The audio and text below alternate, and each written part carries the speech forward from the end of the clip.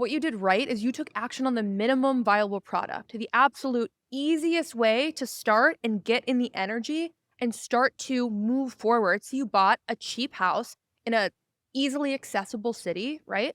So in anything we're doing, you don't have to create a whole business plan. You don't have to have the perfect website or the perfect branding. It's how can I take one tiny step today? How can I take a imperfect, messy step rather than waiting until it's all perfect? Because procrastination happens because we have a set of circumstances we think we need to be qualified to do the thing. All right, guys, welcome to another episode of The Report. Today, I got someone special who specializes as a personal branding expert and also specializes in a lot of really cool, controversial, I would say maybe not controversial, but maybe contrarian mindset, viewpoints, standpoints. I got Courtney Johnson live in the studio. What's up, Courtney? Welcome to the show. We're going to get a little spicy today. We are going to get really spicy. And you might even end up down in Tulum with us for our retreat. That sounds so sick. Yes, watch out. I'm so excited for our Tulum retreat happening soon. And big shout out to our guy, Cassidy Warren, for connecting us. Cassidy started his podcast 6 months ago, and it is getting so much traction, having big name guests on. Big shout out to our guy, Cassidy. First things first, you say a lot of times, I hear you say, nobody knows what they're doing. What do you mean by that? Well, nobody knows what they're doing. Nobody knows what they're doing. The higher you climb in your business and entrepreneurial journey, you think there's finally going to be a level where people know what they're doing, but we are all just making it up along the way. Nobody knows what they're doing. I agree with that. Elon Musk, Jeff Bezos, Mark Cuban, the best of the best. Even those guys, the only reason they become Elon Musk or Jeff Bezos is because they took action even though they don't know what they're doing. They took action and they're delusional. The only people that become a CEO, that become president, that become an entrepreneur, that become a billionaire are the people that are delusional enough to think that they can do it. And I think what a lot of people struggle with is they're saying success is for someone else and not me. When in reality, you can just decide in a moment that, yeah, it is for me. I'm going to be delusional. I can do it too, because everybody's just pulling it out of their ass. And I think it's easy, like if you're sitting at home scrolling social media and everyone's posting their wins and you're seeing everyone winning but you, it's easy to think like, man, everyone knows what they're doing but myself included. I mean, I got into business and real estate 6 years ago. I didn't know anything about business or real estate.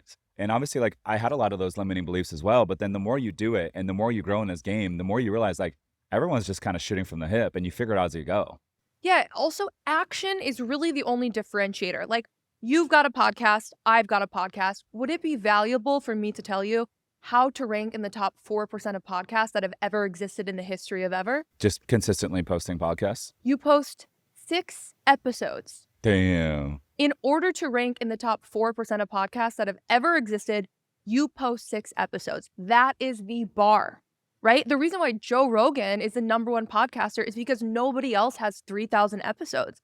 We think we have to have 10,000 hours of expertise, but it's really 10,000 iterations of doing the same thing over and over and over. And that is what separates the brokies from the success people. That is what separates the brokies from the successful people, is just showing up and doing the thing every day. Yeah. And speaking of Joe Rogan, Joe might be the most powerful dude in the world right now. 3 episodes a week for 17 years. And look what it's done to his brand. He has the ability to pick up the phone and call presidents, ex-presidents, Elon Musk, Jeff Bezos, professional athletes, celebrities, movie stars, and any of those names out there will drop what they're doing to go hang out with Joe because of his podcast, because of his platform, not because of the UFC stuff, not because of the stand-up comedian stuff, but because of the podcast. It is a powerful thing. Everything's going long for him. I say it all the time. I'm like, guys, in 2019, we had 274 million podcast listeners worldwide.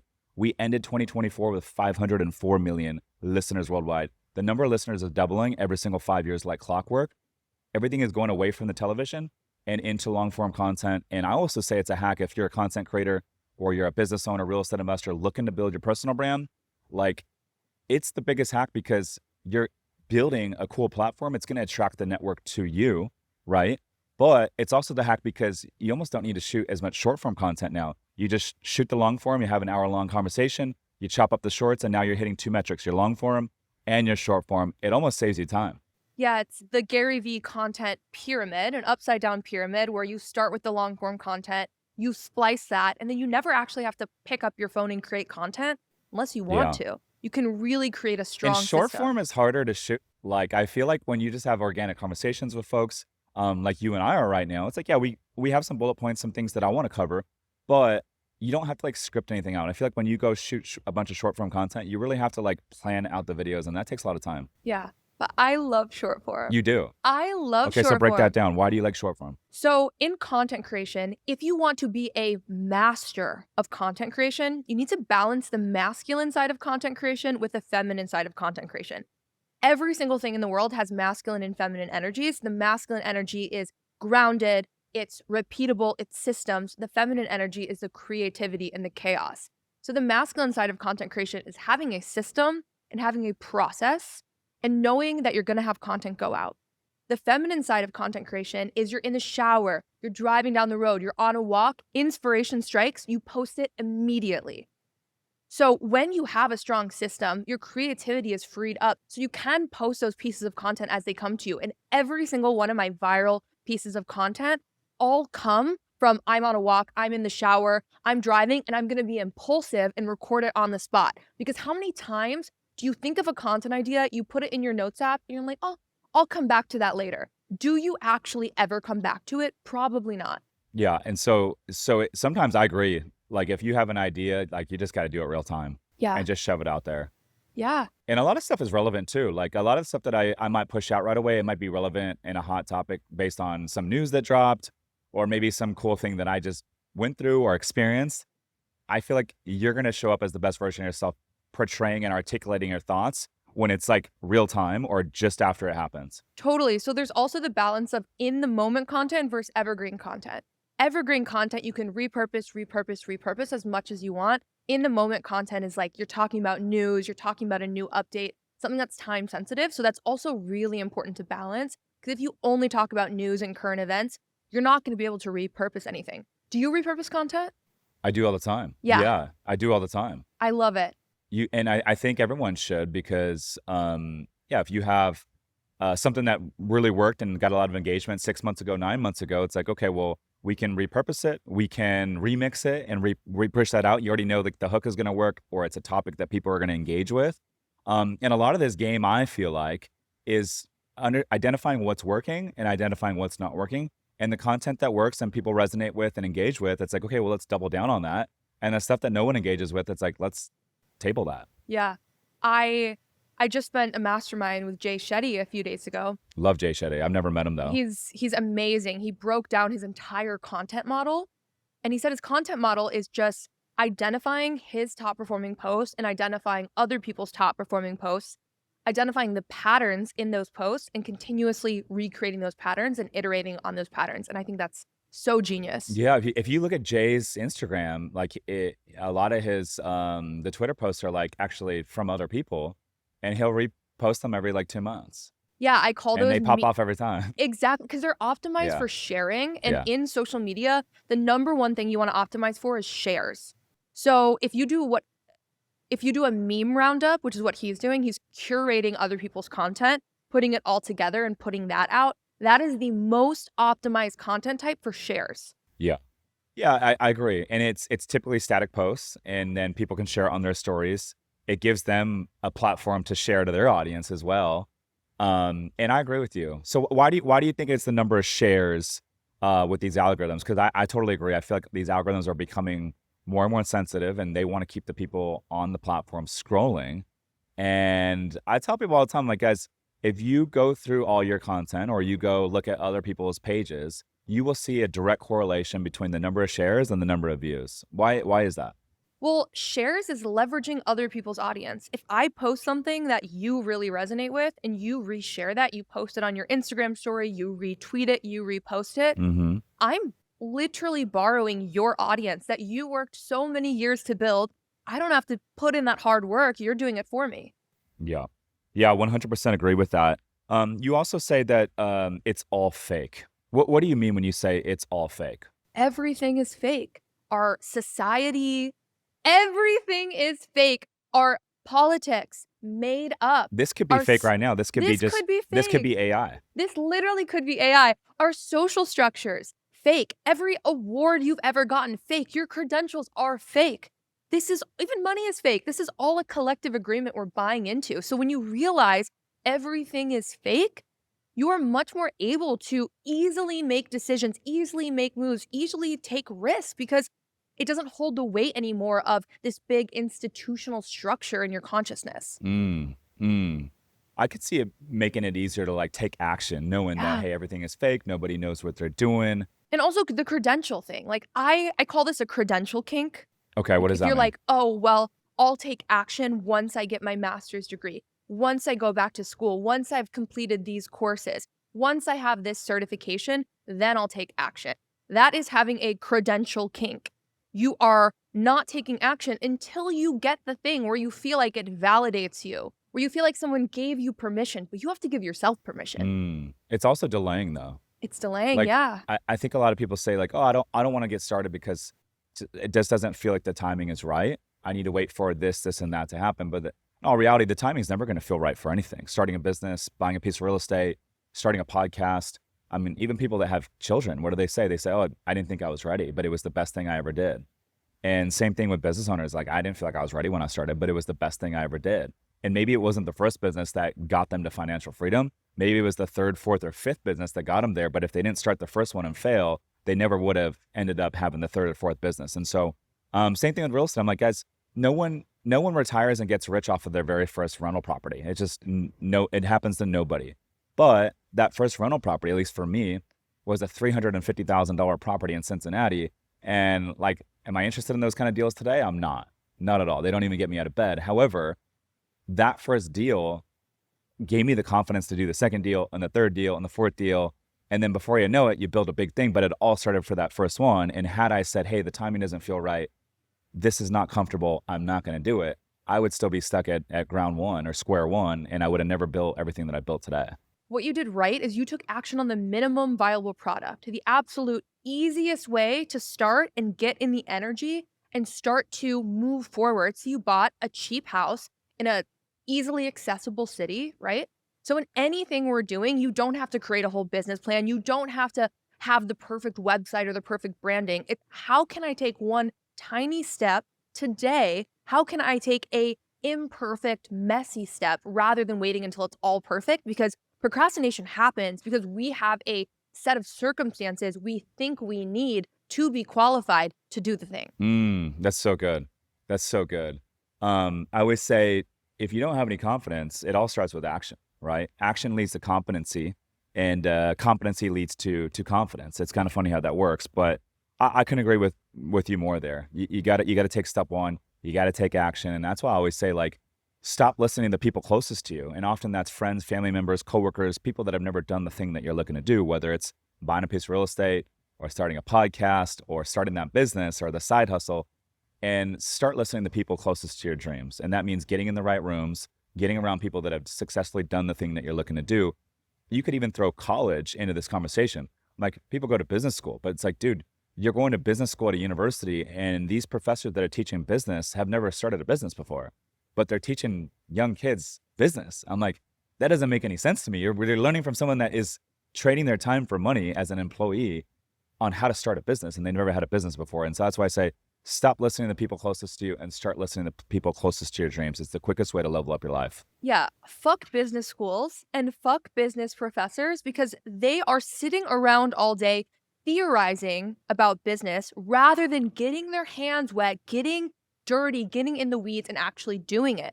And so many parts of our life, we do this, especially in procrastination. We theorize on what makes the perfect investment. We theorize on how to create the perfect piece of content. We theorize on how to make the best book. And a lot of times, if we get in the theorizing loop, we start getting in the criticizing loop. Then we're criticizing other people for putting themselves out there. We're criticizing other people's businesses. And if you don't have your own business, if you're not doing your own shit, you have no place to be criticizing. That's why you should not listen to your family and friends. Yeah. Like, fuck that. Mhm. Only listen to the people who are where you want to go.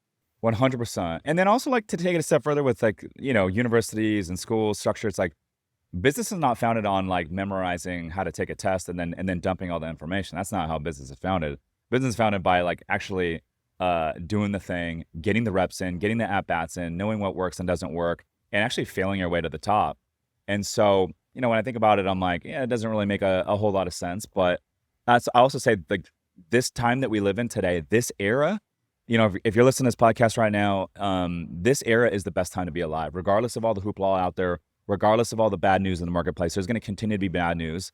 Like I made my big move during COVID in 2020 when the world was kind of shut down. That's when I was like really making my exit out of the day job. But the ability to access information today, we have YouTube, we have podcasts like this, Apple Podcasts, Spotify, we have all these social media platforms, the ability to get into mastermind communities. I mean, it wasn't that long ago where mastermind communities wasn't really a thing, right? Think about our parents' generation, our grandparents, like they didn't have access to this stuff. And so our ability to access information today has never been easier. And I mean, think about podcasts is free. It's free to watch YouTube. Like some of this stuff is completely free. And so if you can't make it today, and this opportunity in front of us today with the greatest transfer of wealth in American history about to go down, 40 million retiring baby boomers are retiring in the next 7 years. If this time period does not excite you, I don't know if there's ever going to be something that does excite you. Yeah, historically, you needed massive money and privilege and access to share your story or publish your book or make your film or start your business. And now is the first time in all of human history you can publish your screenplay without a studio. You can start your business with $0. You can make a film just on YouTube. Like you can publish your book without a publisher. You have access to anything. Mm-hmm. I And you can live anywhere in the world. And you can live anywhere in the world. That's crazy. Anybody can do it. I was at a mastermind this week and I met this girl from the Philippines. 5 years ago, she was making $300 a month as a virtual assistant. Damn. Now her business is doing $6 million a year. If she were to sit there and be like, well, I'm from the Philippines. There's not a lot of opportunity here. I can't do it. She would not be where she is today. And want to know how she learned? YouTube. YouTube is free. YouTube University is free. I don't know why people are ignoring this. I know. It's crazy to think about. I mean, Thatch Nin, who has been on this podcast, the dude literally came out here from Vietnam with $100 to his name, a suitcase, and his whole family was like refugees from the war. And they didn't speak a lick of English. They were like put up in Camp Pendleton and like a refugee camp out here and no English. And the dude's built a big ass empire. And so I'm like, okay, he's not a sexy girl on fangirls that's getting all this attention from other people online. Doesn't speak English, didn't have any money to his name, didn't know anything about business or real estate. He came over here and built an empire. But it's like, if he can do it, anyone can do it. There's no excuses. Yeah, I think it's being able to see that it's possible. Yes. Success is possible for anybody. For anybody.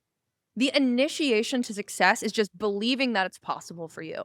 So my best advice is find people who have your similar journey. Find people who have a similar background as you and read their story, watch their story, start to consume their content. That is going to show you that it's possible. I love that. So for the folks listening to this right now and, maybe they're working a 9-to-5 W-2, or maybe they're self-employed, and they're like, you know what? They feel stuck. They're like, this is not my long-term thing. I want to use business, real estate, entrepreneurship as an exit out of my 9-to-5, but I need to replace my income. What would your advice be to that person? I would tell them, cheat on your job. Like, cheat on your job. Get yourself a side hoe, aka a side hustle. Make a digital product, start freelancing on the side, get into real estate.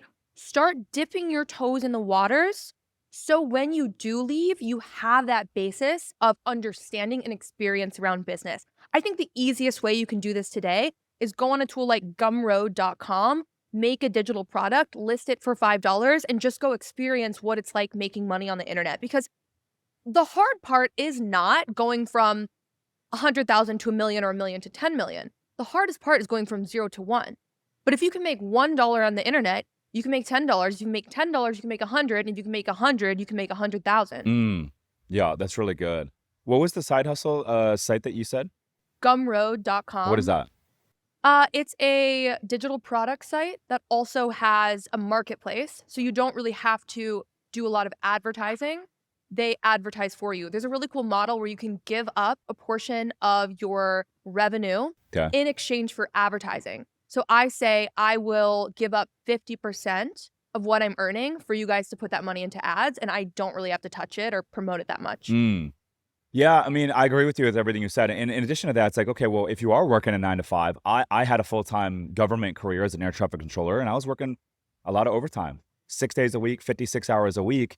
And I still had the time on the way to work, in between on my breaks, and on the way home from work, my weekends, nighttime. I still had the time to like study, work on the side hustle, and start building the real estate stuff on the side. And so if you're only working 40 hours a week, 9 to 5, it's like, well, you have 5 to 9 when you get off. You also have the weekends.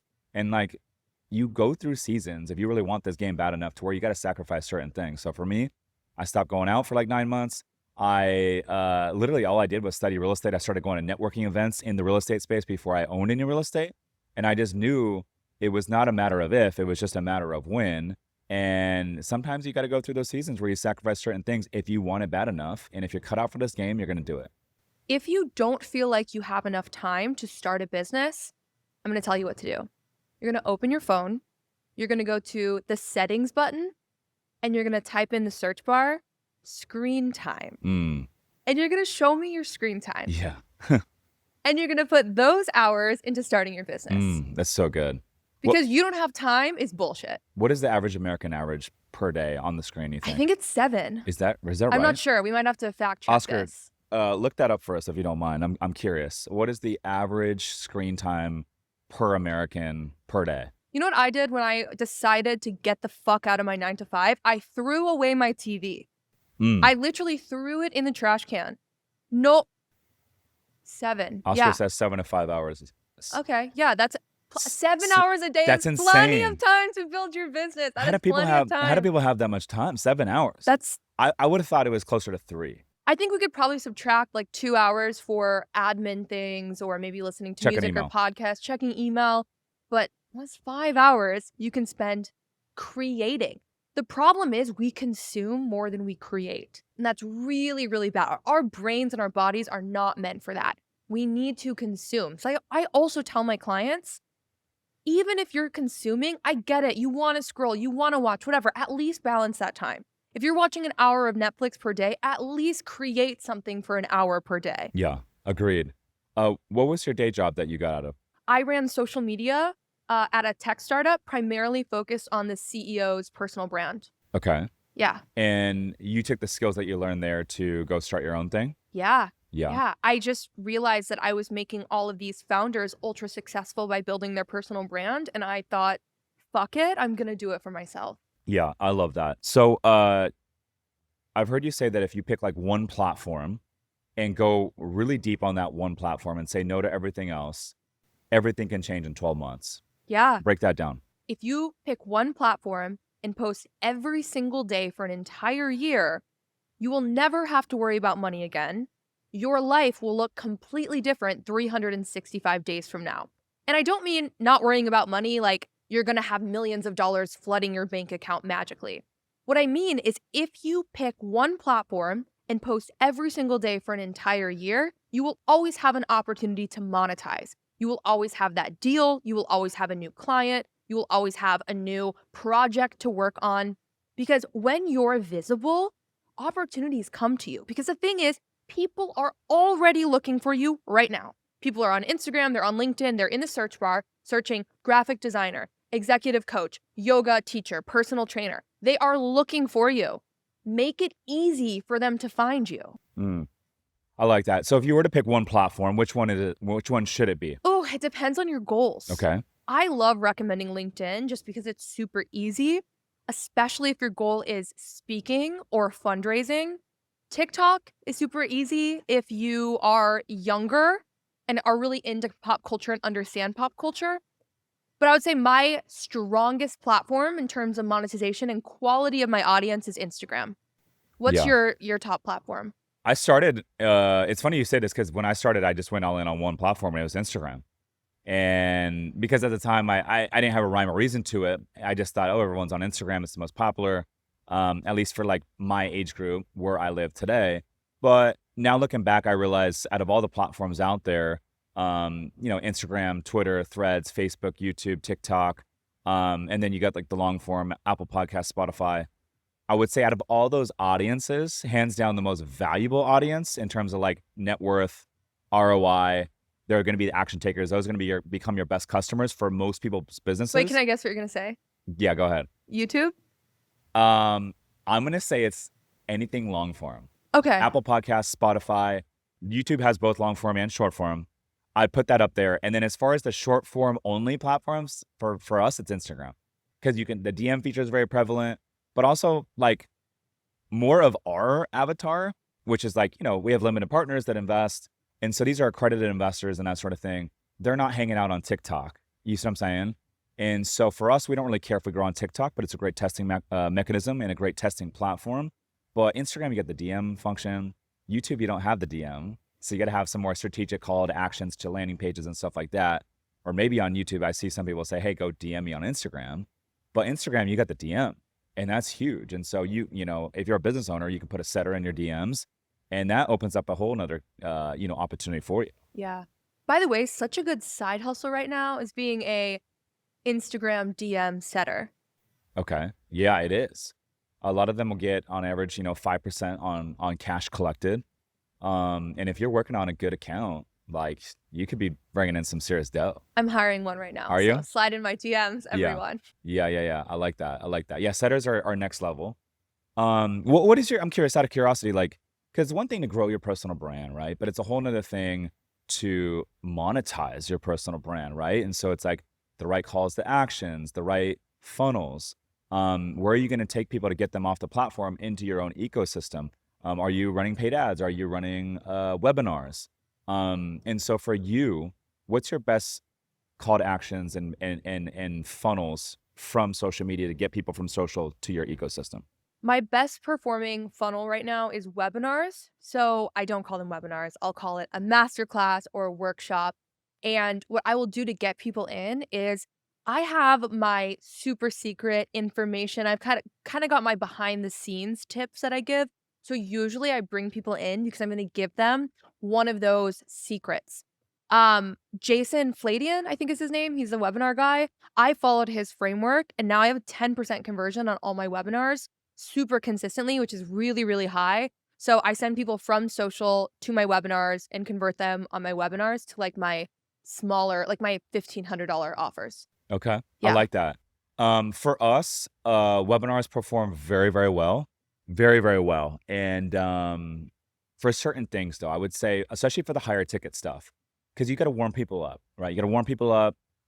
So like for hotel investing, our hotel investing community, the webinar works very well because you get people on we'll talk about why hotels, why Airbnb is going away. We'll run through some case studies of our stuff. We'll do plenty of Q&A. We'll do a giveaway, and then have a CTA for those on the call that want to take the next step and want to learn more. And those perform very, very well. Something that also works well is running paid ads. A lot of people run paid ads to a VSL, like a landing page with a VSL, and then a button to book like a call. But it's hard to convert cold traffic from a 10-minute VSL to a book call for a high ticket offer. But if you warm up the cold audience on a 1-hour webinar, then they're a lot more likely to take the next step. Yeah. I'm actually building out that funnel right now too of application to VSL. So I'm super curious how that's going to perform. I haven't done VSLs before. Like everything is webinar or sales calls. So that will allow me to scale a little bit more for some of my offers. Yeah, that's pretty good. Now, outside of the webinar, what is another good lead magnet for you? Honestly, I send people direct to purchase, but that's for a product I have that's only $200 a month. So it's Got it. pretty easy to get people like straight from my stories or straight from the DMs to purchase. But since that's so low ticket, people really get used to me. They see how much value they get for something that's only 200 bucks and they're coming back. It's like I call them popcorn buckets. So we have our small popcorn, which is something that's free. And free products aren't really free. Someone's exchanging their time and email address for it. So if they're happy with that and they trust you, they're going to buy your medium popcorn, which might be $100, $200. If they eat that popcorn, they're seeing an ROI, they're happy with it. They want to upgrade to the big popcorn, and that might be your 5, 15, 30, $50,000 offer. Yeah. I love that. That's really good. You mentioned LinkedIn. What is what's the game over there on LinkedIn? And who's the perfect ideal person that should be on LinkedIn creating over there?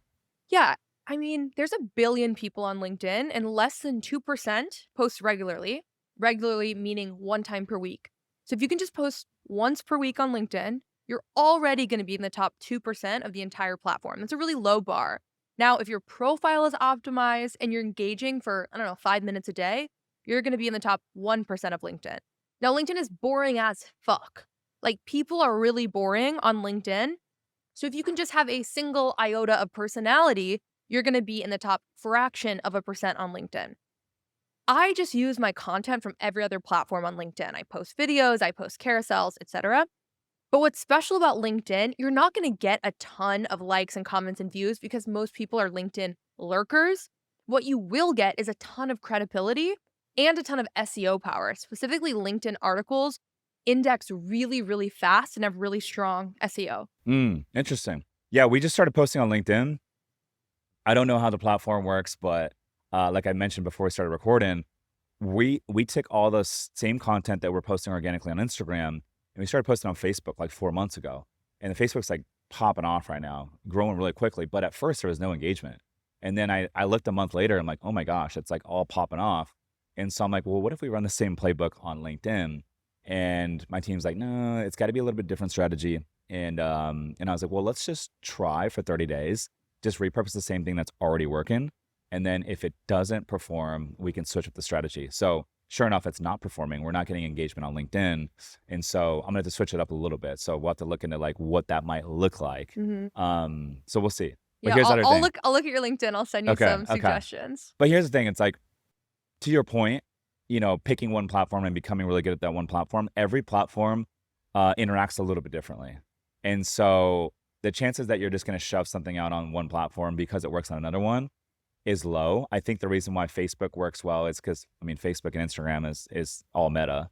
So there's a lot of like carryover there. And I think the reason why you can grow on Facebook quicker right now is because undervalued attention. I think there's less people creating on Facebook and more people scrolling. And I think Instagram is a little bit more congested. Totally. You agree with that? Yeah, yeah. But when people say something is congested or saturated, I'm like, but is it? Because yes, whatever, maybe there's a lot of people posting, but most people don't continue to post. So there's two games. There's two games when it comes to content mastery. The first game is the game of consistency. Are you even physically able to stay consistent on a platform? That is the first game to master. Throughout that consistency, you're going to master the individual platform. So, again, it's really important to focus on one platform at first. The second game is the game of optimization. So, a problem, something that really annoys me is my clients will come to me, never posted anything in their life. Courtney, what's the best date to post? What's the best time of day to post? Should I post X format or Y format? Like, none of that matters unless you've mastered the game of actually posting.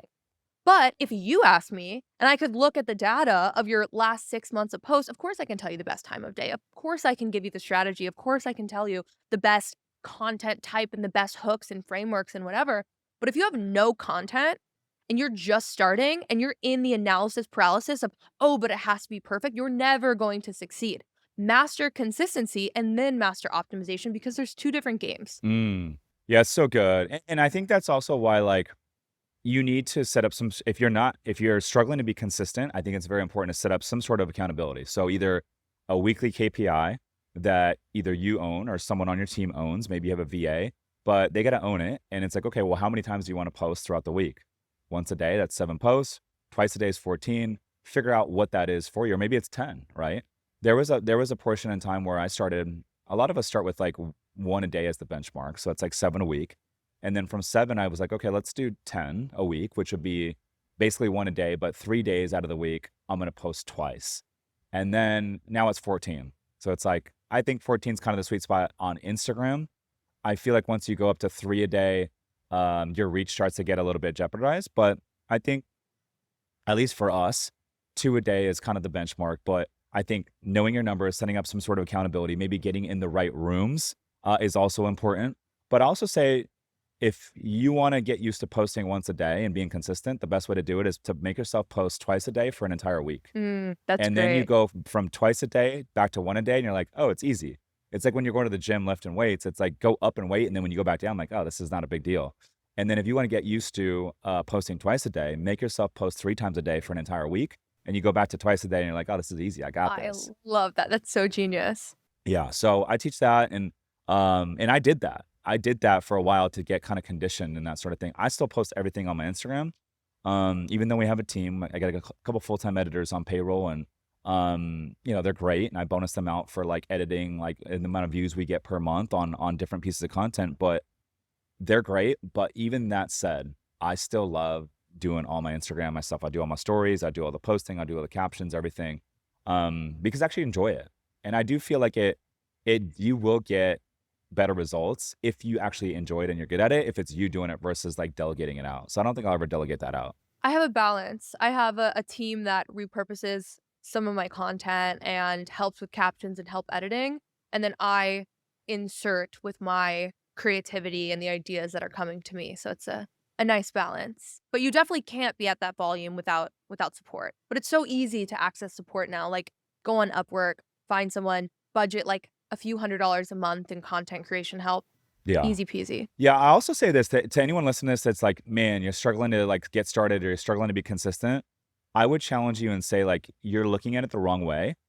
So if you're in business or you're in real estate or maybe you're self-employed and you're like in sales, like look, everything that's challenging right now in your life or everything in your life right now that you want more of or it needs to improve, if you change your approach and say, hey, I'm going to make personal branding the number one thing and the number one priority, then everything else is going to become easier as a function of it. You're going to make more money. You're going to get more leads.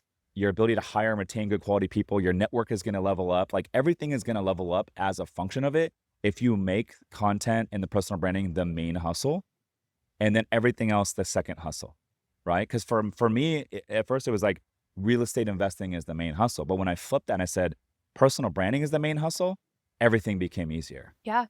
Yeah, Gary Keller and Jay Papasan have a really good book called The One Thing. I'm sure you've read it. Uh-huh. It's I haven't awesome. read it, Oh, no. you haven't? It Mm-mm. poses the question of what is the one thing 'Kay. that makes everything else easier or unnecessary, and you do that the first thing in the morning. And for many people, it's personal brand because personal brand removes a huge element of the marketing needs, of sales needs, of just like building trust. It attracts opportunities, like so many functions of your business that you would need to manually do either disappear or become a lot easier with personal brand. So I actually have a really cool process where I sit down with all my clients every single day on Zoom, every weekday, 8 to 9 a.m. I'm like, here's exactly what you're posting today. Go post it. You cannot leave this Zoom until you click post. And it's this like accountability where they have to do it because I already do that. I already spend 8 to 9 a.m. every day posting. So I'm like, how can I monetize the time that I'm spending on what I'm already doing? I'm Mm. curious if you do that too. Just how do you Yeah. monetize what you're already doing? I always say, like, as far as like, structuring your day, you should do the most important things first. So for me, it's like fitness and it's getting some sort of like content out. And so I typically go to the gym first thing in the morning, and then the next thing I do is I'm getting some piece of content out. And we all open our phones and we have like, we're flooded with emails and text messages, but think about leverage, right? And one of the reasons I love social media is because the amount of leverage that you get out of it in terms of like, it's one input, but like the output might be 100x or 1,000x or maybe a million x, depending on the video or the piece of content you're putting out. So it's like, okay, if I go respond to this one email, that's a one-to-one leverage. If I go respond to someone's individual text, that's a one-to-one leverage. And yes, it's important to get to all that stuff, but if you prioritize that piece of content, you might get 1,000 views, you might get 20,000 views, you might get 200,000 views, and it took you 5 minutes or less to post that. That is a huge form of leverage. And that's why I always say, you should prioritize that as the first thing you do every day, Mhm. you know? Do you think everyone needs a personal brand, or are there some people where you're like, nah, you don't need it? I don't think that it's for everybody, but at the same token, I'll say this. If you're listening to this right now and you don't feel like you're natural on camera, or you don't like the way that your voice sounds and you don't feel like you're cut out for it, or maybe you get nervous or you just don't like your speech right, I think that's a big limiting belief because when I got into, when I started my first podcast, like I was terrible. And I did not feel like a natural. I was nervous. I remember my first in-person podcast as a guest. I was like, whoa, this is different. This is like, there's lights, there's people watching, there's cameras. And I remember being so nervous in the middle of the podcast. We had to stop the podcast because my hands were sweating all over the table. And so, like anything in life, I always say, like, if you put in the reps and you put in the at bats and you do something enough over and over and over, you will become pretty damn good at it, and it will become natural. It will become fluid. And so, like, what you guys hear today, like me jumping on this podcast with Courtney, this is not how it was day one. It was not how it was day 60. Oscar knows, like, he's been with me since the jump. And it's just all about the reps and the at bats. And that's not just content. It's not just podcasting. That's everything. It's business, it's real estate, it's relationships, dating. Like, everything gets better with the reps. Yeah. It's Yeah. like learning an instrument. Hmm. Content creation is like learning an instrument, but publicly. Imagine learning guitar and live streaming how bad you are at guitar. You would never pick up a guitar on the first day of a music lesson and say, wow, I suck at guitar. I can't do it. That would be an unreasonable thing to say. Of course, we know if you want to be good at playing an instrument, you have to play it every day for a few years, and then you're good at playing an instrument. Content creation is the same. You're not bad at content creation. You just haven't done it every day for a few years. There is nobody that creates content every single day for years and ends up sucking at it 10 years from now. Maybe there's some people that are better than others, but you're right. It is the reps you put in, it is the iterations. You are not bad at it. You just haven't had enough reps. That's so good. Hey guys, if you're looking to get into real estate investing, but you're like, hey, I don't have the time, but you want to participate in the passive income, the tax benefits, and the wealth building, my company, Summers Capital, partners with limited partners, people like yourself, and we go out and buy boutique hotels. We have a fund where we currently own 5 hotels, and we currently have a wait list for investors to participate with us. If you want to learn more to see if this is a fit for you, you can go to summerscapital.com/invest to inquire and get on our wait list and be notified next time we have an opportunity. Again, summerscapital.com/invest. Now back to the show. Now, this is where I have a problem with what you asked me. Should everyone be putting out content? I think that not everyone should be educating. And what I mean by that is this. I see people out there that are educating on things they've never done before, or maybe they've only done it once, or maybe they're just learning to do the thing. And then they're trying to educate others on how to do it in order to build their personal brand. If it's your first real estate deal, like, you shouldn't be educating, but you should be documenting the process. You should be documenting your journey. Hey guys, like, I'm touring this real estate deal today, or this is what I learned today on real estate. This is what I learned on buying an apartment building, or whatever it might be. This is my goal. This is my vision. Talk about the journey and talk about your vision and talk about what you're doing real time, but don't educate people if you've never done the thing before. And that's where I have a problem with it. Also, I think there's a lot of masterminds popping up left and right with people that have done the thing one time, and then now they're going to go start a coaching business on how to do it. And they're not interested in buying real estate anymore, but they're going to teach people how to buy real estate. That's where I have a problem. Yeah. I think of it like an infinite ladder.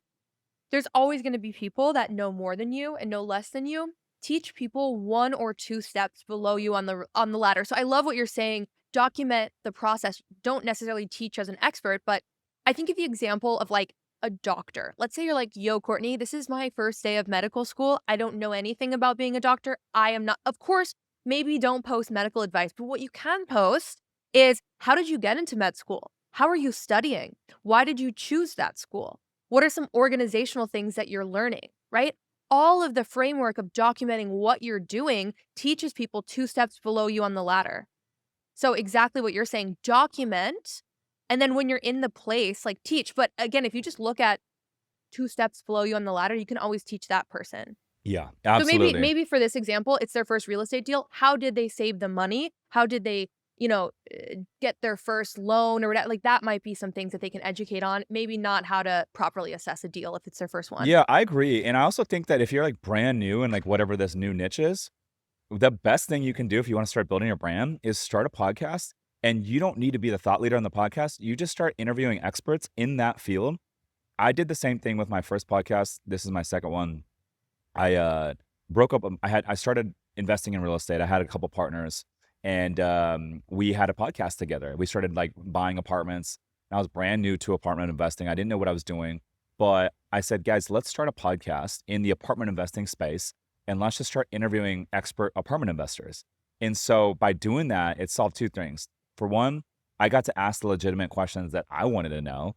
And so it was a learning mechanism. And then by me asking the guests all these questions that I wanted to know, the listeners are also benefiting from it. And then eventually, people started to view me as a thought leader in the space because I'm now having these conversations with people that are a lot smarter than me. And so as a byproduct of it, it started to build the brand and people started to trust me.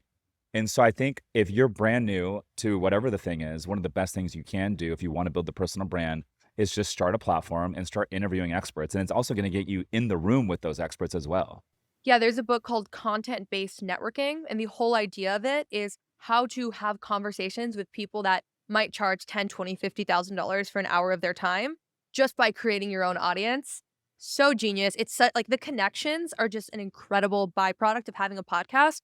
I also think that Tim Ferriss is a really good example of somebody that actually doesn't create his own content. He only curates. Even his books, they're curations of advice that he got from other people. They're quotes from other people. His newsletter is resources, YouTube videos, podcasts that he consumes. Most of his content is content curation, not content creation. So I also think there's this huge third space for content curators instead of just creators or interviewers that's really emerging right now. Mm. And what is the difference? What does a content curator mean? I would say a content curator is, I read this book. Here are the 3 things you need to know from it. I cut all the fluff. Or, I've watched all of these YouTube videos about coding. Here are the only 2 channels that have really, really helped. And from these 2 channels, here's a curriculum based off of their top performing videos that's going to help you learn this skill. So they consume a lot. They get rid of the fluff and they curate the best pieces for you and for others. I love that. And that type of content gets a lot of saves. It Yeah. gets a lot of shares. And that typically is what leads to a lot of views with most of these algorithms. So I do like that as a growing mechanism if you're new. Yeah, one of the things that I was going to say is, a lot of people ask me, to your point, they're like, how do I build like a cool network? How do I build like a good network of people that are doing the thing that I'm looking to do? Like, what's the best way? Should I go to meetups? Should I go to conferences? And I'm like, dude, honestly, the best thing you could do is just build a really dope platform and watch the network come to you. Whether it's a monthly meetup that you start, and then now all people want to come to your meetup, or maybe a podcast, and now this network wants to come to you. You have access all of a sudden to people that, if you didn't have the platform, might charge $100,000 to have a 30-minute conversation with them. And now you get access to them for free. And then, by the way, after all these conversations, I typically become genuine friends with all of my guests. And then we end up hanging out after and doing other podcasts and like collaborating in other ways. And you never know what kind of doors or opportunities those relationships will lead to. And I think that's one of the biggest hacks of having a platform. Totally. The best way to grow your network is by, honestly, if you want to grow your network with cool, successful people, be a cool, successful person and people will gravitate towards you. Grow your network. And I have a really spicy take on Let's hear it. another way to grow your network. We like all the spice. Pay for your friends. Mm. So in college, there was the sorority and fraternity recruitment. And I was like, fuck that. I'm not doing that. I'm not paying for my friends. And when I got to be an entrepreneur, I realized, paying to be in these circles, paying to go to these masterminds, these retreats, paying to be members of these clubs actually gets you fantastic network. And so I used to think paying for your friends is a scam. It's stupid. It's silly. It's what losers do. Now I realize every single ultra successful person I know pays for their friends. 100%.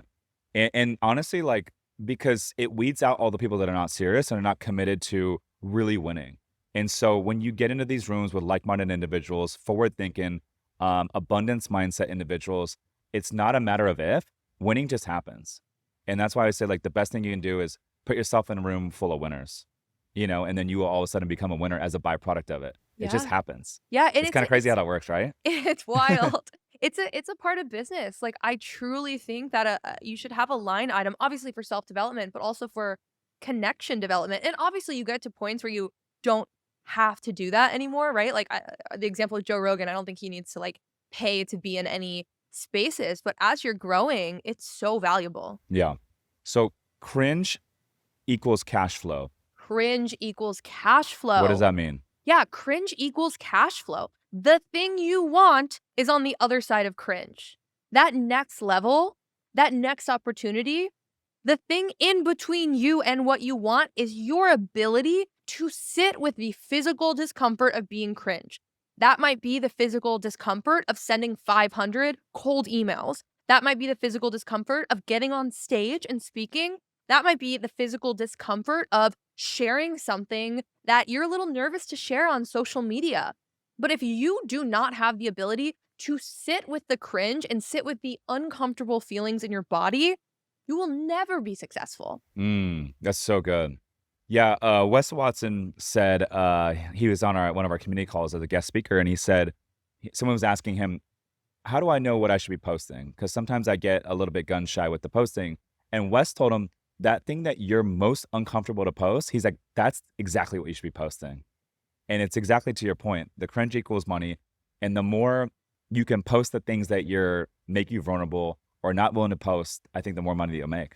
Absolutely. And oftentimes, like when my clients tell me what they're cringed out to post, it could be something as simple as like, I'm cringed when I ask for something. Maybe they want more speaking opportunities. I'm like, okay, go post that you want more speaking opportunities. Oh, well, I'm afraid of asking. And what I can do is like trace back the story. Well, what's the story that they're creating? If I ask, then I'm going to be needy or annoying. You can actually trace back like where that comes from, like what trauma caused that story and work that backwards to almost like remedy that wound. But what we don't realize and what we nobody talks about is our fear of being seen and our cringe comes from times in our childhood where it was not safe to be seen. That could be like big T trauma and you're like hiding in a closet because if you are seen, you will be injured.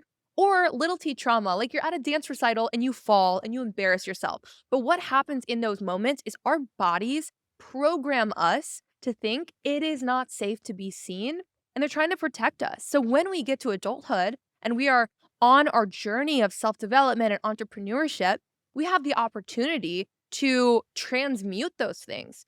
But it really takes a high level of vulnerability and ability to sit with discomfort to really undo and rewrite those stories. Yeah, that's really good. I always say months is the best way to measure how much time we have left, not years.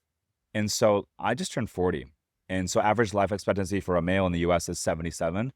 I have about 430 some months left on this planet until that age.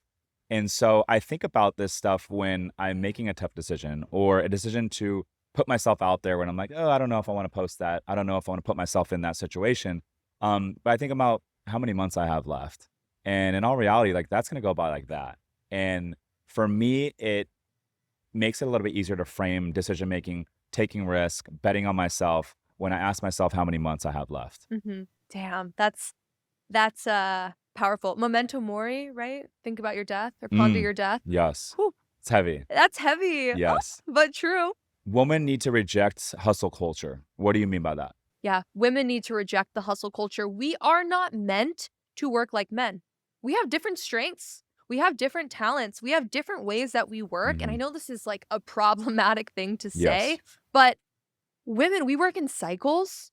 We don't have the ability like men do to wake up and do the exact same thing every single day, right? Our body literally works in cycles. So I like to kind of cycle my work in more sprints or creative weeks or more admin weeks. And I think if we only learn from men, or we only learn from like masculine containers, a lot of times we don't actually learn. We think we're behind, right? And then also we have different superpowers as women. We are really, really intuitive. We are really good with emotional intelligence. We are really good at building relationships. So, again, a lot of times women will try to copy men and mimic men, and women will never be as good at being men as men are, right? So, when we lean into our own strengths and kind of surrender to the fact that we are different and we can still play to win, that's when you really take off. But I truly believe I truly believe the reason why we have this gender pay gap and why women are, you know, not as in power as men is because we try to work like them. Mm. Instead, we need to work like women. Mhm. It's interesting you say that because if you look at my team, my leadership team, it's primarily all women. I know Pace Morby primarily hires women as well.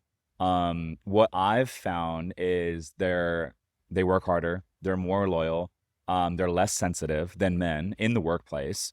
Also, I feel like when we have investors or community members that join our stuff, women are very decisive and they can give you a yes or no answer, where a lot of men need to think about it and they struggle to make decisions.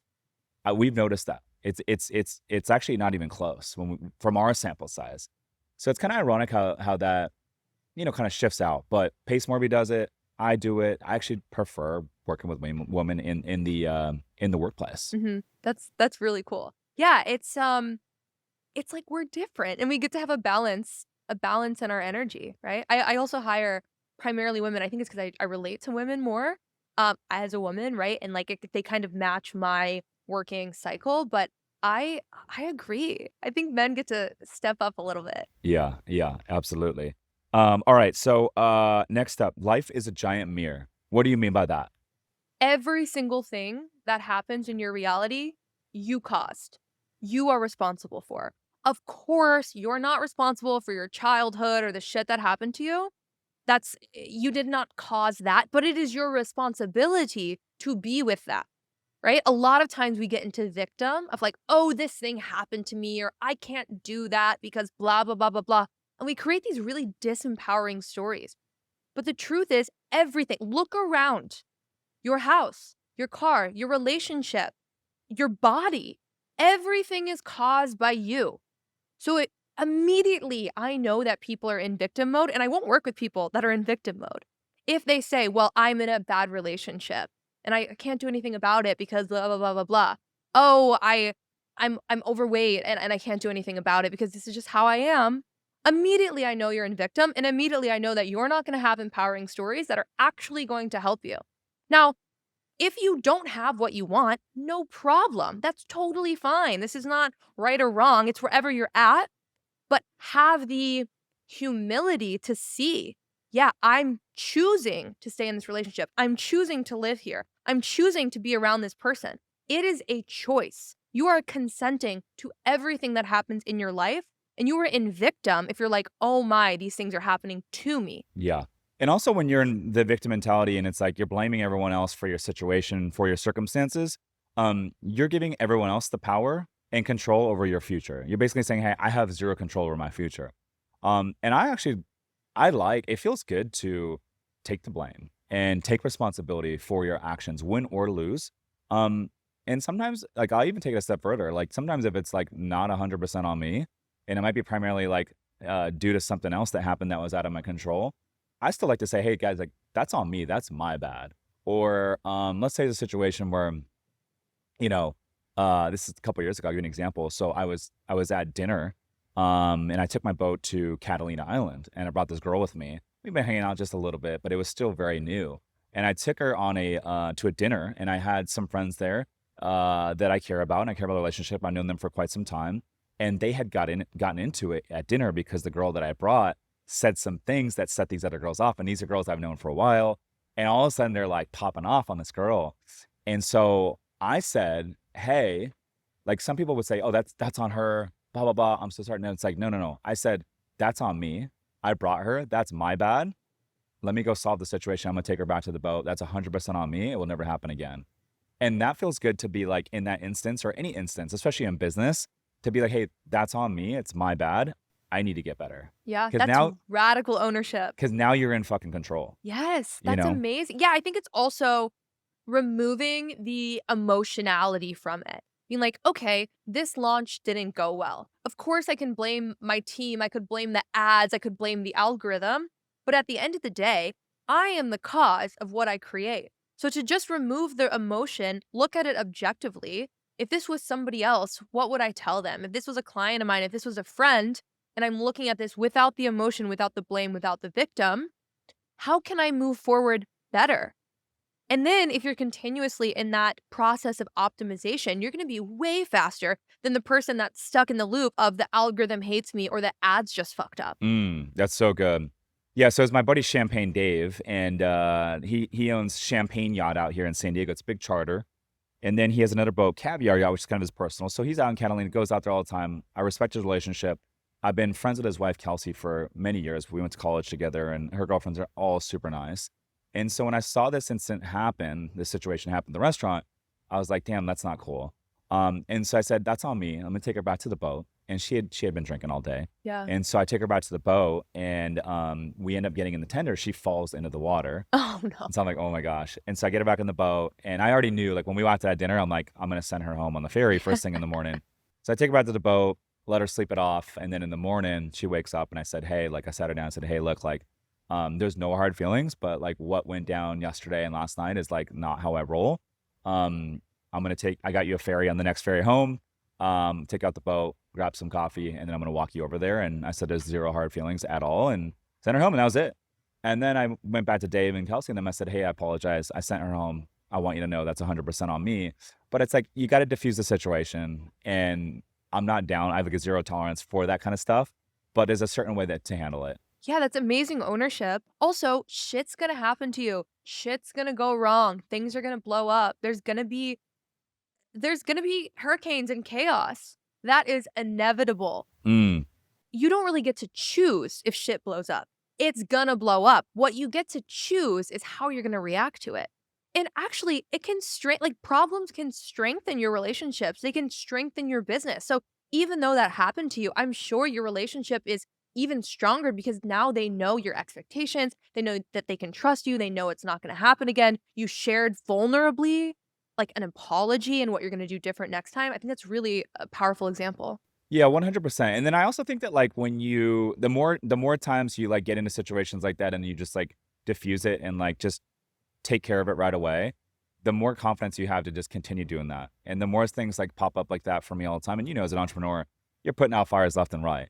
And sometimes you might have to like get out of a meeting, receive some crazy news, and then boom, jump into a podcast, and you got to turn it on and like you got to completely like zone out what's going on, and all the fires that you're putting out. It's just part of the game. But I think the more you do it, the more you kind of get numb to it. Okay, so you say rich versus poor mentality or wealthy versus poor mentality. What do you mean by that? Yeah, I have a lot of wealthy friends and I also have a lot of broke friends. And what I notice is that the behaviors are different, the conversations are different, and the attitudes are different. My wealthy friends are very much in a victor, I am responsible for everything mentality. My broke friends are often really stuck in the victim mentality. My wealthy friends spend time working out, working on their business, working on their relationship, spending time with their families, their kids. My broke friends often spend time watching a lot of sports, watching a lot of Netflix, scrolling a lot, complaining a lot, and consuming a lot of news. I find that my wealthy friends only consume news that's relevant to their industry or the thing that they're passionate about, where my broke friends consume news from every disaster ever, even if it's not relevant to them, everything going wrong, and are really in that echo chamber of going wrong. Mm, I also find that my wealthy friends, they talk about their self-development. They talk about working out, they talk about business, they talk about what they're excited about. They talk about, different like concepts of living in life. And my broke friends talk about celebrity gossip. They talk way more about sports and they talk way more about news and what's going wrong. Interestingly, too, I think a lot of my broke friends talk a lot more about politics than my wealthy friends. And it's a super interesting dichotomy. And people get pissed when I say this. I'm like, I'm just sharing what I observed. yes. Another thing is I think a lot of broke people will talk about the past, Yes. and a lot of wealthy people will talk about the future. Yeah. For me, I like to talk 90% about the future because the past is the past. I can't change it. But tomorrow I can change, right? And so if we're so caught up in the past, we don't have any time to actually like prep for the future. Exactly. And I think winners are more excited about what's happening tomorrow, not what happened yesterday. Love that. Love that. But that's good. That's really good. Everything you said, I completely agree with you. It's two different mentalities for sure, and that's why I would Yeah. say get in the room full of winners and good things happen. Yeah. I say it because I was there. Like 2020, I was broke. I was angry. I was buying into the story of I'm a millennial, so I'm never gonna own a home. I'm never gonna have this or that. And it made me angry. And I just realized that the stories that I was consuming and the stories that I told myself were not productive. So one day, it was actually after listening to the Naval Ravikant How to Get Rich 3 hour long podcast, which by Okay, the way, if you haven't listened, it's good. it's the best piece of media I've ever consumed in my life. It Really? turned around my life in 3 hours. Okay, I gotta check this out. You have to and give it to all of your clients. It's amazing. It's like the kind of the modern version of Think and Grow Rich, Mm. but in yeah, it's really And good. it's a YouTube video? It's a YouTube video. What's Yeah. the name of it? It's called How to Get Rich, Naval Ravikant. Okay. The title's clickbaity. He's not actually talking about how to get rich. He's talking about how to build wealth, but he addresses that of like, yo, this is clickbait, so you click on it. He's like, if you're broke and you clicked on this because you think it's how to get rich, you don't know about how to build wealth. Anyways, it's for all levels. It's really great. So that turned around my life in 3 hours. I went from victim, broke, in debt to being like, all right, I'm starting today. Let's fucking go. And I brainwashed myself. I literally created new social media accounts where I only followed winners because I couldn't afford to be in these rooms. I only followed winners. I only followed people that were doing the thing, that were moving forward, that were entrepreneurs. And I brainwashed myself into success. And 5 years later, I'm doing fucking great. That's really good. Define wealth for yourself. Wealth for myself is all time. The further I've progressed in entrepreneurship, the more I value my time. Because it's very easy to get to a point where you have what you want. I have a great house. I have an amazing car. I have an incredible relationship. I eat organic and healthy foods. I can invest in myself. Like, I pretty much have everything I want. And I realized that was a pretty low bar. I used to think like, oh, I want to be a billionaire and that's when I'll have everything I want. I can do pretty much anything right now. So now it's just optimizing for time. Like, wealth to me is just having the time to do what you want to do when you want to do it. What is wealth to you? I would say for me, time, health, and freedom Yeah. is wealth. Because I think you need a little bit of money to get the freedom, and everyone's number is kind of different. But once you get that financial freedom mark, then it's like you can really make decisions based on how you want to spend your time.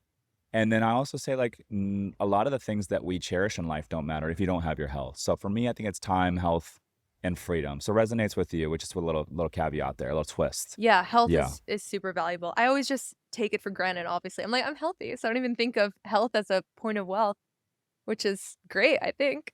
Courtney, I appreciate you coming on the show, and man, so good to connect. I love everything you're doing, love all your stuff, and I will definitely be rooting for you. Where can the folks get in touch with you if they want to learn more? Yeah. You can find me on Instagram at Courtney Johnson. You can find me on LinkedIn, everywhere else at Courtney Johnson. If you just Google Courtney Johnson social media, all my stuff will come up. Yes, she builds cringe-free personal brands. Yes. She is Courtney Johnson. I'm Rich Summers. Listeners, thanks for tuning in. We'll see you guys on the next one. Peace.